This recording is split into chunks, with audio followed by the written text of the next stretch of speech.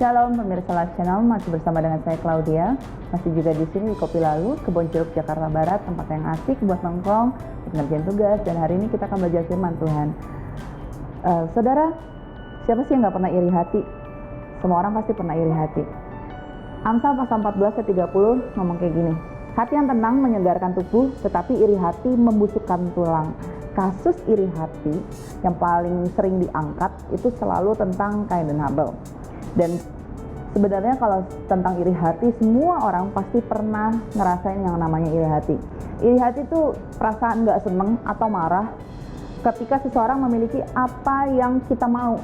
Jadi sebenarnya itu kayak seneng kalau lihat orang lain susah, susah kalau lihat orang lain senang. Itu iri hati. Nah, kenapa kita bisa iri hati?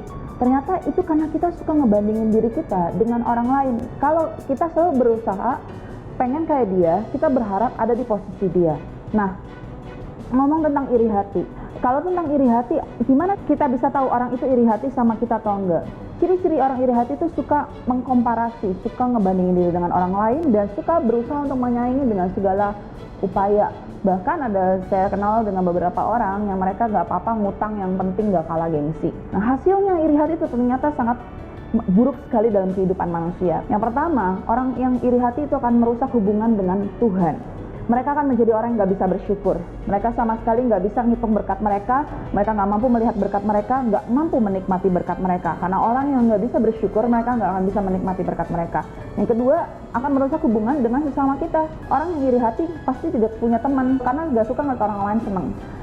Nah, yang ketiga, akan merusak hubungan dengan diri sendiri. Kita akan berusaha untuk mencapai sesuatu yang sebenarnya mungkin gak perlu gitu. Nah, gimana caranya mengatasi iri hati? Pertama, kita harus stop untuk membandingkan diri dengan orang lain sehingga kita akan mampu bersyukur. Yang kedua, stop ngitung berkat orang lain, coba hitung berkat kita. Kenapa rumput tetangga selalu lebih hijau? Karena kita selalu punya waktu untuk merhatiin rumput tetangga, tapi nggak punya waktu untuk merawat rumput sendiri. Nggak punya waktu untuk bersyukur, nggak punya waktu untuk menghitung berkat kita sendiri, sehingga kita selalu melihatnya orang lain yang diberkati, kitanya enggak. Padahal enggak, kita juga diberkati oleh Tuhan. Kita juga jaga oleh Tuhan, bukan hanya orang lain aja. Yang ketiga, jaga hati. Amsal 4 ayat 23 nulis seperti ini, jagalah hatimu dengan segala kewaspadaan, karena dari situlah terpancar kehidupan.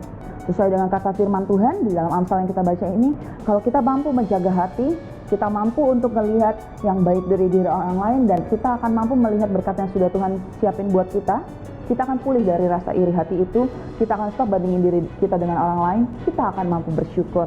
Jadi, saudara-saudara, kalau kita bisa menerima diri kita dengan segala kelebihan dan kekurangan kita bisa menerima orang lain dengan segala kelebihan dan kekurangan mereka, kita tidak akan bisa iri hati. Kita akan bisa menerima, kita akan bisa menikmati berkat yang Tuhan sediakan, dan dengan demikian kita akan melihat bagaimana Tuhan sudah bekerja dalam kehidupan kita. Demikian firman Tuhan pada hari ini. Sampai jumpa dalam program Yesus Soal berikutnya. Tuhan Yesus memberkati.